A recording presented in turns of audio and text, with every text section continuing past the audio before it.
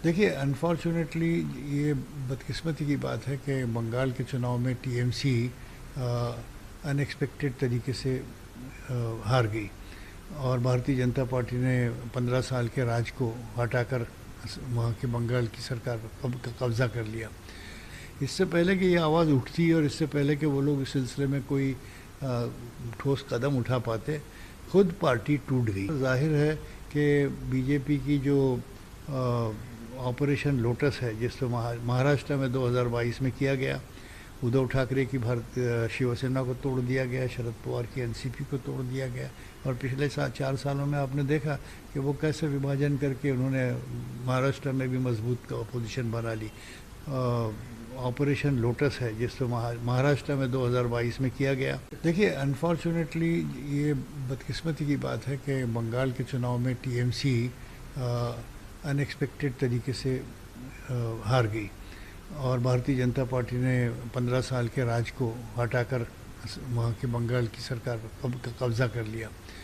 लेकिन उतना ही नहीं, ये हालांकि इससे पहले कि ममता, अभिषेक और टीएमसी के दूसरे मुख्य प्रमुख नेता जो हैं वो चीख कर कहने लगे कि चुनाव में बेईमानी हुई है या गलत तरीके से लोगों के वोट काट दिए गए, धांधली हुई है, इलेक्शन कमीशन की ज़्यादतियाँ हुई है, वगैरह वगैरह।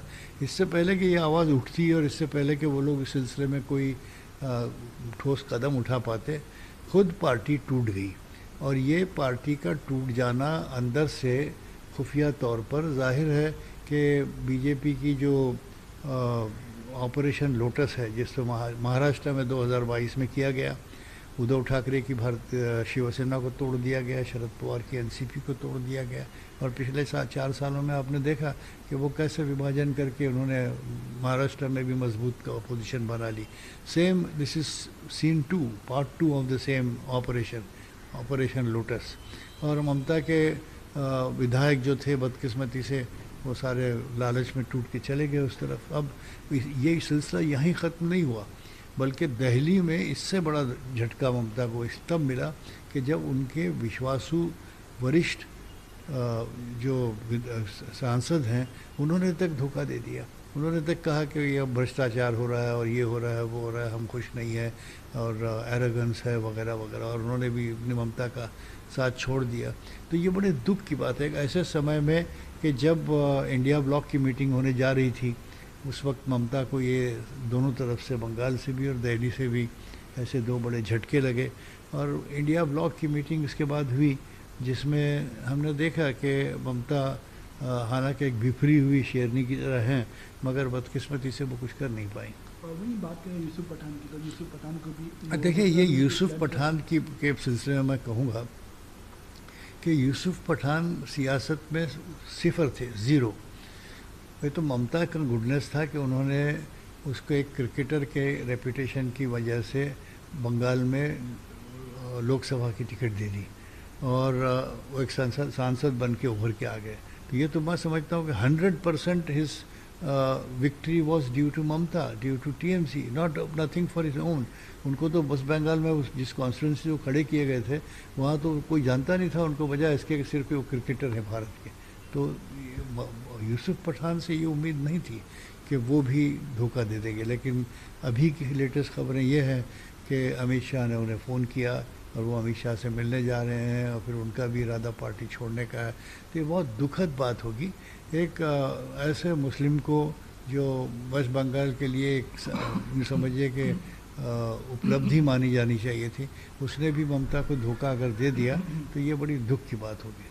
और वहीं सीआईडी भी ममता बनर्जी के घर पहुंची हुई है सिग्नेचर फ्रॉड मामले में। देखिए, इन तमाम सांसदों और विधायकों के धोखे के बाद ममता को एक झटका ये भी मिल रहा है कि सीबीआई, ईडी पीछे पड़ गई, बिल्कुल उनके घरों पर जा रही है, नोटिस दी जा रही है, बुलावे आ रहे हैं, अभिषेक को भी बुलाया जा रहा है, ममता जी को भी बुलाया जा रहा है। तो ये तो भारतीय जनता पार्टी की हमेशा से पॉलिसी रही है कि जब दबाव डालना है तो चारों तरफ से घेर लीजिए दुश्मन को ताकि वो ढेर हो जाए।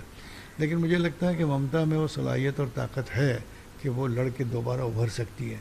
अब ये वक्त ही बताएगा कि आने वाले दिनों में ममता का फ्यूचर कैसे बनता है। सबसे लंबे समय तक लगातार सेवा करने वाले चुने हुए प्रधानमंत्री के तौर पर पीएम मोदी जो हैं हाँ? मोदी का रिकॉर्ड तोड़ने वाले हैं, सबसे लंबे हाँ। समय तक पीएम बने हैं। देखिए, प्रधानमंत्री नरेंद्र मोदी के 12 साल के कार्यकाल में बहुत सी ऊंचाई और नीचाई आई है। कई बार उन पर बड़ी भारी टिप्पणियां भी हुई हैं और उन लोगों ने बहुत उनकी, विरोधी पक्ष ने बहुत उनकी मुखालफत भी की है। उन्होंने कई काम भी किए हैं और कई जगह महंगाई और अनएम्प्लॉयमेंट में कहीं उनको सफलता नहीं मिली। ये सब चीज़ों के बावजूद भी ये ज़रूर कहना होगा कि एक बड़ा ऐतिहासिक काम उनकी तरफ से ये हुआ है कि उन्होंने 12 साल मुकम्मल कर लिए हैं और भारत के लोकतांत्रिक इतिहास में जवाहरलाल नेहरू जो पहले प्राइम मिनिस्टर थे उनका रिकॉर्ड तोड़ा है। ये बहुत ही काबिल तारीफ़ बात है और हम इसके लिए मोदी जी को सलाम करेंगे कि राइटली और wrongly you have remained in power country. देखिए, तीसरी बार लोकसभा का चुनाव जीतना और प्रधानमंत्री के पद पर बैठे रहना भारत के पिछले 75 वर्षों के इतिहास में कोई प्रधानमंत्री ऐसा नहीं कर पाया।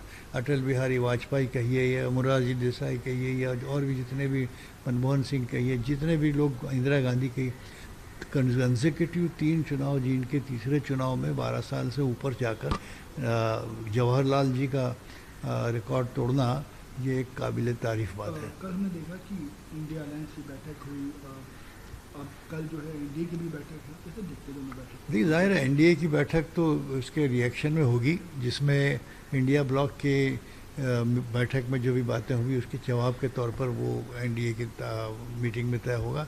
ये तो अपेक्षा की जा रही है। लेकिन इंडिया ब्लॉक की मीटिंग में भी मुझे ऐसा लगता है कि जितना टुगेदरनेस सामने आना चाहिए था उतना नहीं आ पाया है, क्योंकि डीएमके, आम आदमी पार्टी, ये नहीं आए इसमें। इन लोगों को समझाने की आवश्यकता थी कि ये ऐसा समय है कि अब छोटी छोटी एक दूसरे के खिलाफ जो शिकायतें हैं उनको बाला ताक रखकर आपको इकट्ठा आकर एक यूनिटी दिखानी चाहिए थी। लेकिन बदकिस्मती से इंडिया ब्लॉक के जो कोऑर्डिनेटर हैं वो ये कर नहीं पाए। नतीजा ये हुआ कि डीएमके एब्सेंट था, आम आदमी एब्सेंट थी। हालांकि खारगे जिन्होंने अल्टीमेटली बयान जारी किया, 5 पॉइंट बताए, उन्होंने कहा कि 20 से ज़्यादा पॉलिटिकल पार्टियां थी, उसमें लगभग 10 पार्टियां तो नॉन एंटिटी की तरह होगी जिनका शायद एक आधा एमपी भी ना हो। तो अब भी मुझे लगता है कि समय है 2000 आने वाले चुनाव 29 के चुनाव से पहले इंडिया ब्लॉक को एक ताकतवर एंटिटी बनकर उभरने की आवश्यकता है, वरना बीजेपी से लड़ाई नहीं कर पाएंगे। और वहीं अगर बात करें जो एक कांग्रेस के सीनियर लीडर हैं अशोक गहलोत जी ने बयान दिया कि वो कह रहे हैं अगर मुझे कांग्रेस प्रेसिडेंट बनाया जाता, सोनिया गांधी बनाती तो मैं मना थोड़ी करता। देखिए, कॉन्स्पिरेसी की बात है, कुछ कॉन्स्पिरेसी। अशोक गहलोत कांग्रेस के एक नहायत ही वरिष्ठ और बड़े नेता रहे हैं, मुख्यमंत्री रहे हैं राजस्थान के। तो मुझे लगता है कि ऐसे समय पर जब क्राइसिस में है, इंडिया ब्लॉक भी, कांग्रेस भी बैकफुट पर है और तमाम विरोधी पक्ष जो हैं वो उलझे हुए हैं तमाम मसले में, ऐसे समय में ऐसा कोई विवादात्मक बयान नहीं देना चाहिए। क्या आवश्यकता थी गहलोत साहब को अभी ये कहने की कि मैं अगर राष्ट्रीय अध्यक्ष बन जाता, सोनिया जी मुझे अगर अलाउ करती, तो ये इस समय पर मुझे ऐसा लगता है कि गहलोत साहब का ये बयान बिल्कुल ही अनुचित है और उन्हें ऐसी बात नहीं करनी चाहिए थी।